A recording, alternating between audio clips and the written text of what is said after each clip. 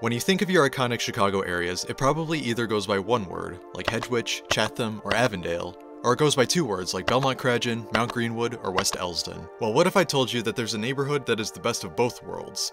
Welcome to Lakeview. Wait, seriously though, is it one word or two? I can take a walk in this neighborhood and see both spellings. Even in previous Checking Out Chicago episodes, I've seen this phenomenon. I don't even know how that happened. So which is it? Lakeview or Lakeview? Does it even matter, or am I overthinking this? Okay, anyway, Lakeview is a neighborhood that, seriously though, I've lost multiple nights of sleep just thinking about this Lakeview paradox. Please, just let this make sense. Whatever this neighborhood is called, it's a place that's full of pride and history. Despite not even existing when the city of Chicago was established, Lakeview has managed to become a cornerstone of both Chicago's history and sense of community. A primary aspect of Lakeview are places like Boystown and Wrigleyville, places that have carved their own names for themselves and can be recognized separately outside of just Lakeview. Nonetheless, these parts will still be covered in this episode, as well as shining a light on the areas of this neighborhood that may not be as famous. Hey Chicago, what do you say? We're gonna check out Lakeview today.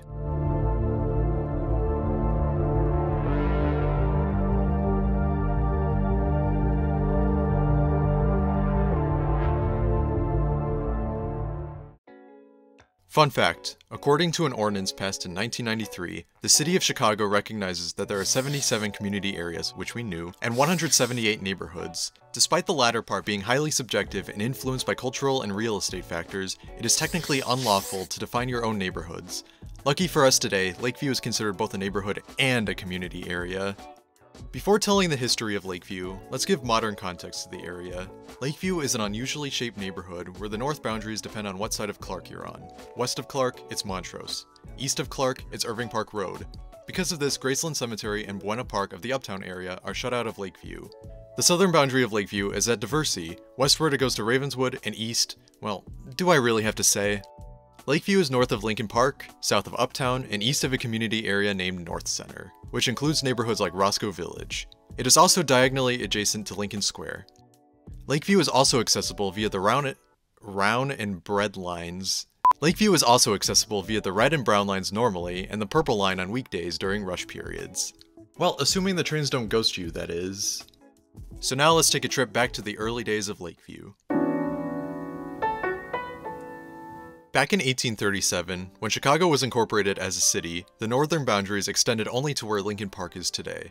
So while Chicago was on the upswing, being a new city and all that, the land north of it was slowly becoming occupied by people who were just too cool to move to the fledgling city, I suppose.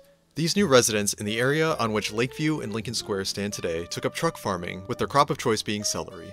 The first permanent structure was built in 1854 by James Rees and Elisha Huntley, and it was located at the intersection of Inner Lakeshore Drive and West Sheridan Road. It was named the Lakeview House, or Lakeview Hotel. Try to imagine why. Because of this building, the area was subsequently named Lakeview.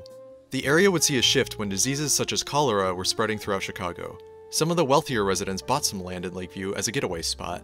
In 1857, the area of Lakeview was officially incorporated as a town.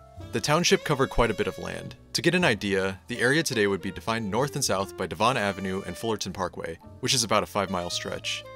In 1860, a 119-acre cemetery was built in Lakeview in conjunction with Chicago to move some of the buried from an overcrowded city cemetery on Chicago's north side. This new cemetery was named Graceland Cemetery and is now the final home to many Chicago legends. But as was mentioned earlier, it's not in the Lakeview that we know today. So why did I mention it then? Well, it still qualifies as a part of Lakeview history. But more importantly, Graceland is just fresh on my mind. Over the decades of the 1870s and 1880s, the small town of Lakeview and its 2,000 residents would continue to see a surge in population. Trivia time. When Chicago was established as a city in 1837, their population was only around 4,000. Okay, keep that in mind.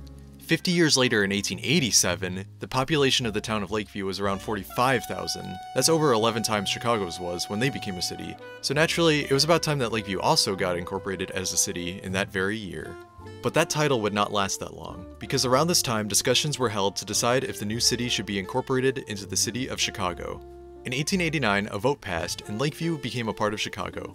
What once was the township and later city of Lakeview became the community areas Uptown, Edgewater, parts of Lincoln Park, North Center, Lincoln Square, and West Ridge. And well, of course we got Lakeview the neighborhood too. Now a part of the city of Chicago, the area saw an increase of urbanization. The area that was akin to the suburbs at this point was greeted by even more residents, leading to big changes to the neighborhood. Many businesses saw good opportunities to open shops in Lakeview, especially in the Lincoln-Belmont-Ashland district. There was also a major sports field built in the early 20th century near Sheffield Avenue. Any guesses? More people means an increase in housing is a necessity, so naturally Lakeview turned into a blend of old-style greystones as a leftover from the getaway days, and high-rise apartments. In the growth of this area, the average age of residents became younger and saw less of a focus on family-oriented households. Today, Lakeview is the second most populated community area, trailing behind the near North Side. But what's next in the story of Lakeview?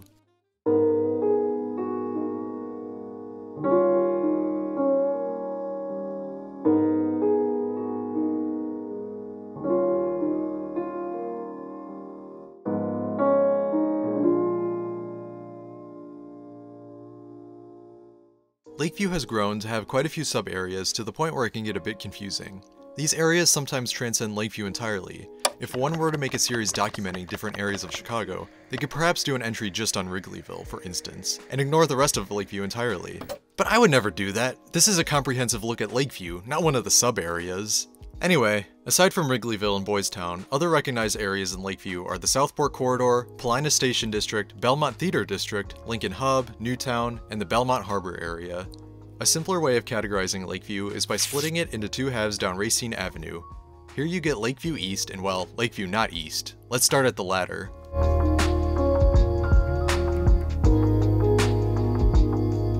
This side of Lakeview can be referred to by many names, like Central Lakeview, West Lakeview, or some even just call this part Lakeview, and the other half is what has the distinction. Or just call everything Lakeview because that's the easiest option. This distinction doesn't really have much bearing to the average person, does it? Alright, well, I guess for this section, let's just call it West Lakeview. Hey, where should I start? I don't know, let's just pick a topic. Okay, well, Shubas!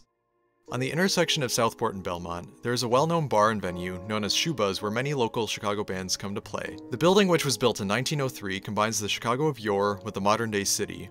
The musical venue, which opened in 1989, is seen as an ideal location for musicians because of its intimate feel. As for the bar in the front, it's a remnant of old Chicago, as it's a former tide house.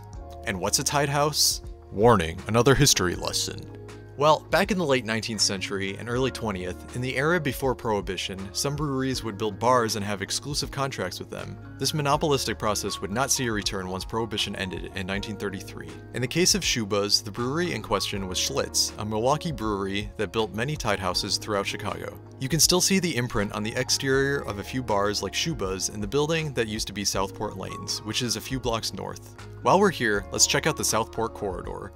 As the name suggests, the Southport Corridor area is a stretch of Southport Avenue by the Southport Brown Line stop, Southport. This is a part of Lakeview that has the higher end shops, both small and chain. It's kinda like downtown Naperville, but here it feels like an actual neighborhood instead of an outdoor mall. I miss making pointless Naperville references. If you've watched this series in the past, you know that I've already covered Music Box twice over, but let's just do it again for a third. This iconic Chicago theater only has two auditoriums. The main one is a large, ornate room that echoes Golden Age Hollywood and fits about 700 people. The other auditorium is a small auxiliary room that only sits about 70 people. According to Music Box themselves, this room channels the feel of places where directors and editors would watch dailies of a film. Newer additions to the Music Box include a bar and a special outdoor garden theater for the summer months. Music Box is known for showing more art-driven films as opposed to Hollywood blockbusters oozing with CGI. Not that there's anything wrong with seeing the new Marvel film or whatever, I watch them too, but it's always nice to look out for auteur films as well. You can also catch older films in 35mm here from time to time. Of course, Music Box is also known for its traditions, like its annual screenings of holiday classics such as It's a Wonderful Life and White Christmas for, well, Christmas, The Sound of Music for Thanksgiving, and the Rocky Horror Picture Show for Halloween. If you're a cult cinema fan, you may even have the opportunity to meet infamous director and star of The Room, Tommy Wiseau, during their occasional midnight screening of the film. A couple blocks west, along Lincoln Avenue, by the Paulina station, is a quieter part of Lakeview. Many buildings here are remnants of the early days of Lakeview as a neighborhood. Whether it's signs of businesses that have since left, or architectural styles that are a distant memory, this area is a reminder of the Lakeview of yesterday. Taking Lincoln Avenue south, you run into some more shops like Brown Elephant, a thrift store operated by Howard Brown Health. The first location, which is now long gone, opened in the late 1980s as a way to raise funds to help LGBTQ patients. Down the street, at the intersection of Wellington, Southport, and Lincoln, is St. Alphonsus Church. This Catholic church was founded in 1882 in the Lakeview Township, and the building itself was built in 1896 in Lakeview the neighborhood. Many of the attendees of this church are German residents from around the area. Because of this, the church also holds an annual Oktoberfest celebration every year. And for the technical people out there, the building uses a Gothic Revival architectural style. For those who don't know, the style was prominent in the 18th and 19th centuries and sought to emulate the medieval architecture of yore. Wow, I've already used that word twice. The style is present elsewhere in Chicago, also featured in the Tribune Tower and the Holy Name Cathedral, both on the near north side. How about we go down Oakdale to Lakeview East? Oh right, one-way street. Okay, then Wellington. You know, if we just walked, this wouldn't be an issue.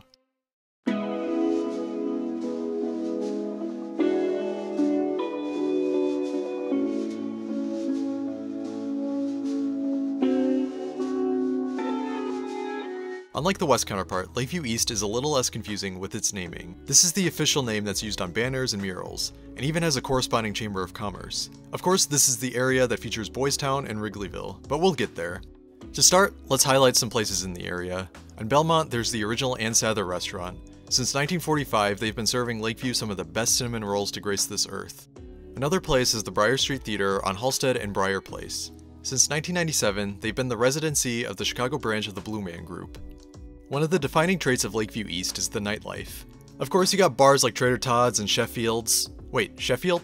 Like where the Arctic Monkeys are from? Sweet. They're my favorite band. Tranquility Base Hotel and Casino is a modern-day masterpiece. You know when they were performing the title track of the album at Red Rocks, Night 2, Alex Turner looked me right in the eyes during the chorus. That was a magical show. Their performance of Body Paint was life-changing. I still listen to the recording of it on my phone like every day. Jamie Cook on the electric guitar threw me his pick during the encore. Speaking of which, they got robbed. The Grammy should have done that. Where was I? Bear with me, man. I lost my train of thought. Oh, right, my bad. It's named after Sheffield Avenue, right. Still cool. I guess. I am so sorry about that. Hi, I'm Oliver Roper, Creative Director of Checking Out Chicago. Here at 2 Minute Studios, we have a certain sense of professionalism. What you just witnessed here was not that. So as a consolation, let's take a trip to Broadway.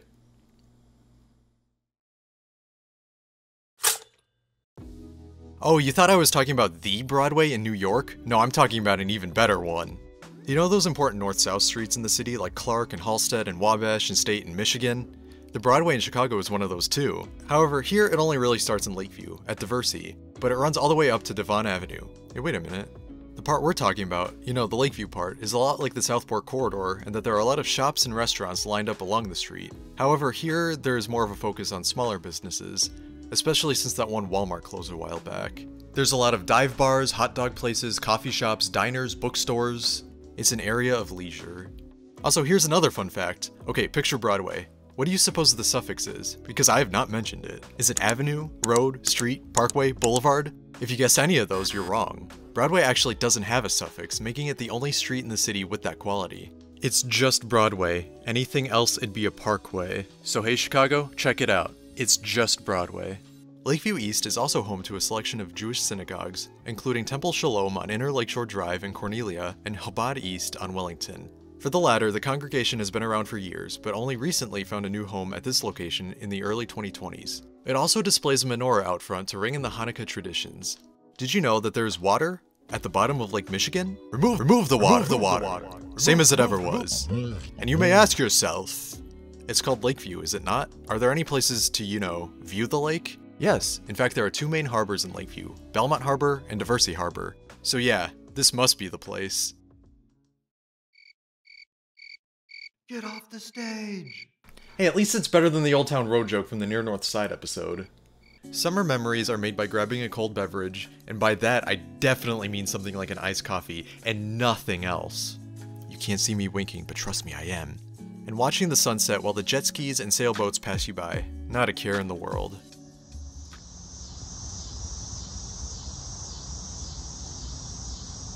Hey, I'll let you in on a little secret, but don't tell too many people because we don't want this to be too crowded. Diversey Harbor is like a really good spot to watch the Thunderbirds when they show up at the Air and Water Show like every other year.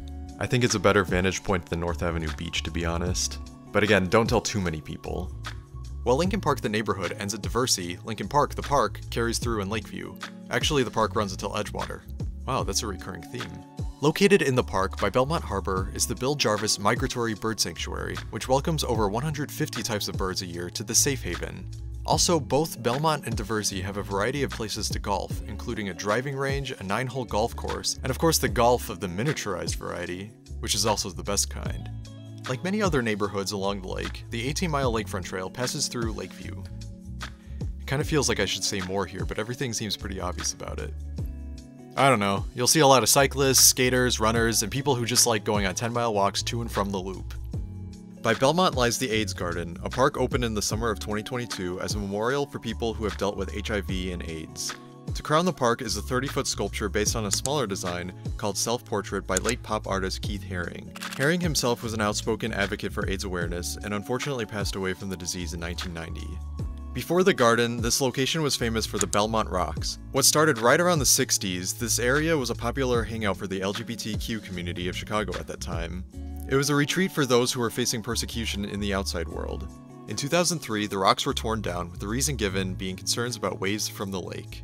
But of course, that's not the only important story about the LGBTQ community of Lakeview. For more, let's go to Northalsted.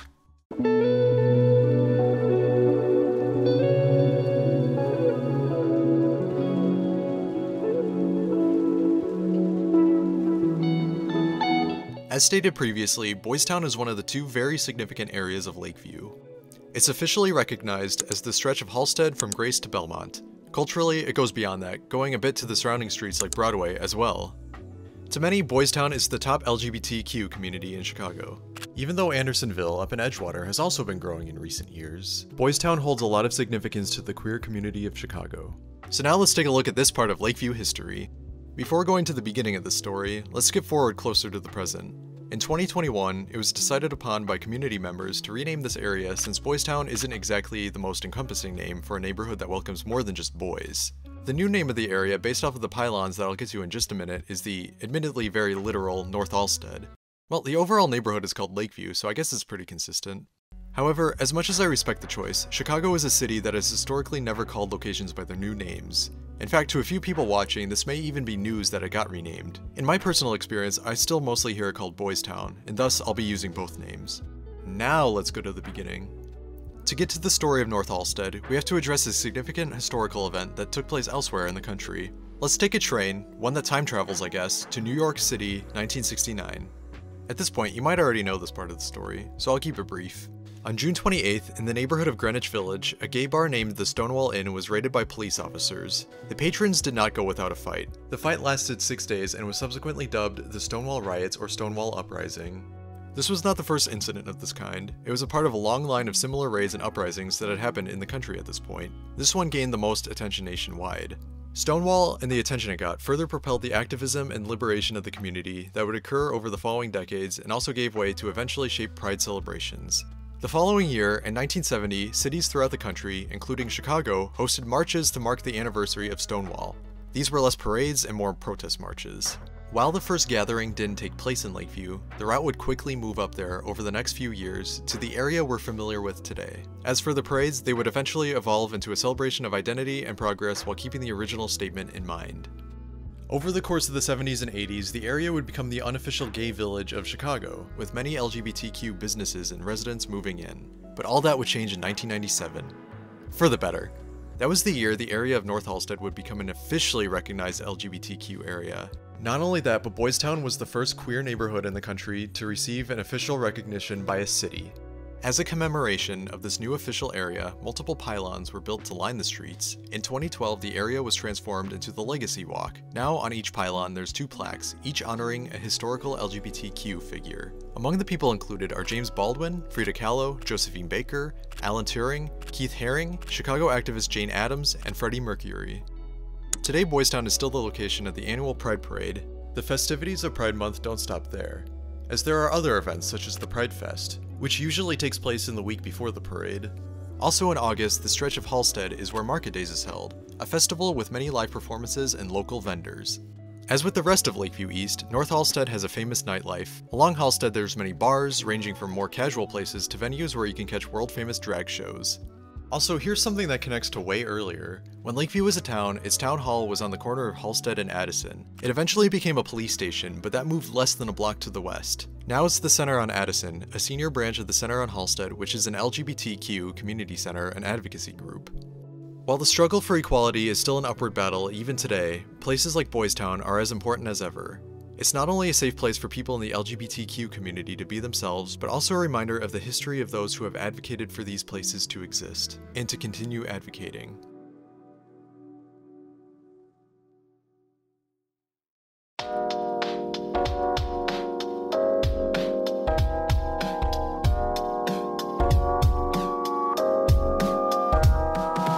Oh hey, Wrigleyville. Ooh, I've never covered this area in an episode before. I don't even think I've been here before. A whole baseball field, you say? Major League 2? Anyways, Wrigleyville is a part of Lakeview that encompasses Clark mostly, but also Sheffield and a bit of Southport. The star and namesake of the area is Wrigley Field, home of the Chicago Cubs. Hope you remember the history lesson from way back when, because it all ties together. Shortly after Lakeview was annexed into Chicago and became more urbanized, the city built a baseball field named Weigman Park, which opened in 1914 and was home to the Chicago Whales. Yeah, they didn't really last that long, they were gone within a year. Meanwhile, at the Westside grounds, located where the medical district is today, the story of a baseball team would change forever. This team had proved itself the previous decade by winning the World Series in both 1907 and 1908 and would surely see more victories the following century. This team's name was the Chicago Cubs, formerly White Stockings. When Weigman Park became vacant, the Cubs moved over to their new and permanent home in 1916. Charles Weigman, owner of the park, sold the property to the Wrigley Company. Hey, they sold out, but not as much as the White Sox with whatever their park is named this week. In 1920, the Northside Park was renamed to Cubs Park, and then to Wrigley Field in 1926. It should be clarified that it's named after the owner of the company, William Wrigley Jr., and not the company itself. With this new name, people started calling the surrounding area Wrigleyville. We're on to 3 examples now of why Lakeview is definitely the most creative when naming things. Business carried on as usual for the Chicago Cubs and Wrigley Field through the 20th century. The tradition of flying a W or L flag by the scoreboard to indicate to outsiders the outcome of the game started in the 30s, and the W specifically would soon become a bit of Cubs iconography.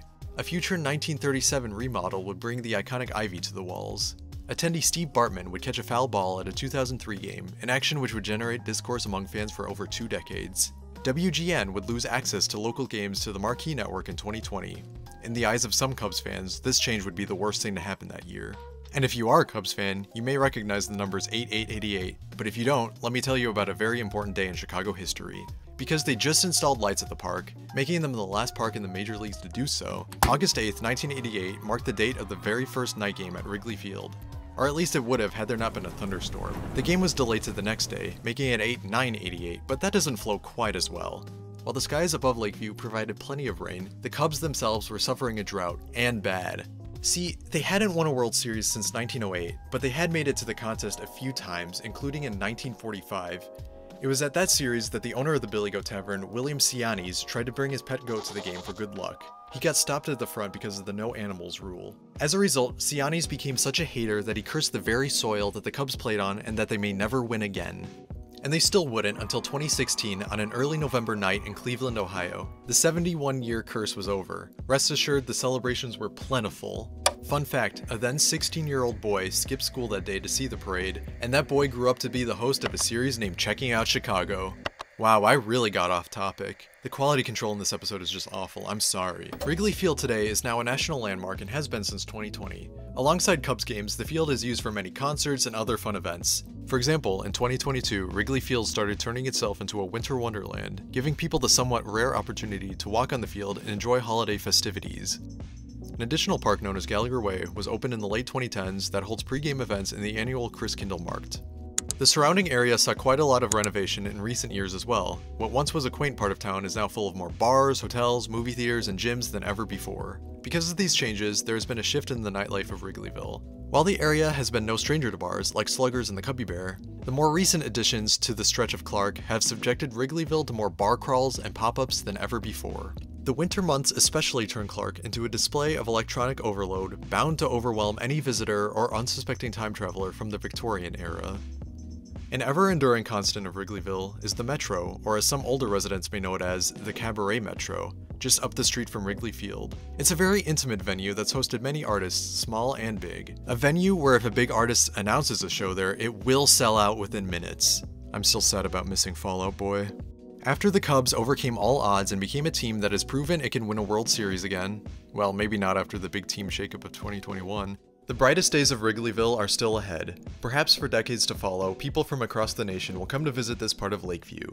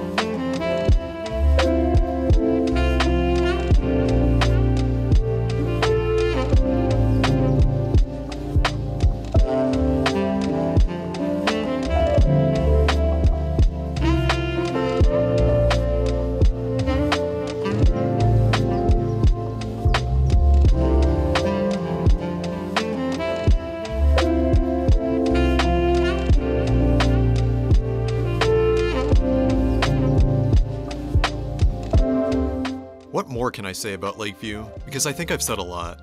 Did I fool you into thinking I never did a Wrigleyville episode before? No? Well, you're probably wondering why I chose to cover this area again, saying things like, wow, has Checking Out Chicago really run out of ideas that they're doing remakes now?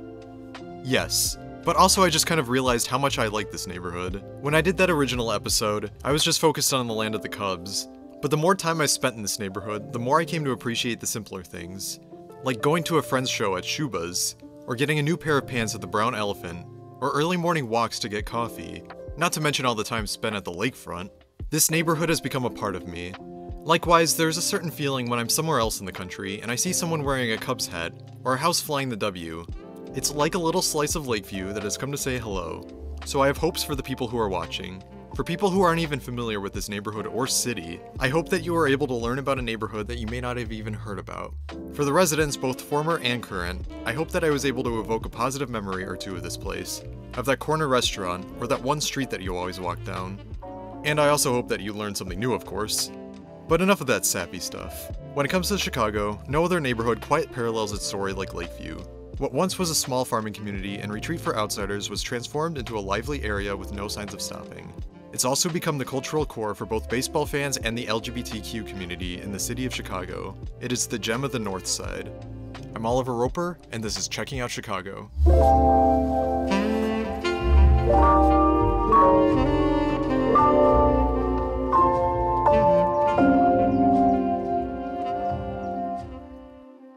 Wait, what's this about the Lakeview Paradox? Oh, that. Don't worry about it. That was like 5 hours ago, or at least it felt like it. I'm over that. But if you really want to know, Lake Space View is the official spelling. That was what the township was called, and is still like on official city documents. The one-word spelling is more of a colloquial spelling. Like how we call Cloudgate the Bean. You know, it's used by businesses and residents and such. Well, there you have it.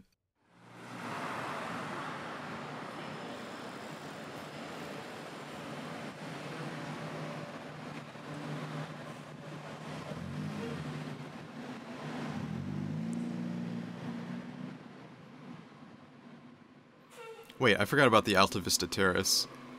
That's too late.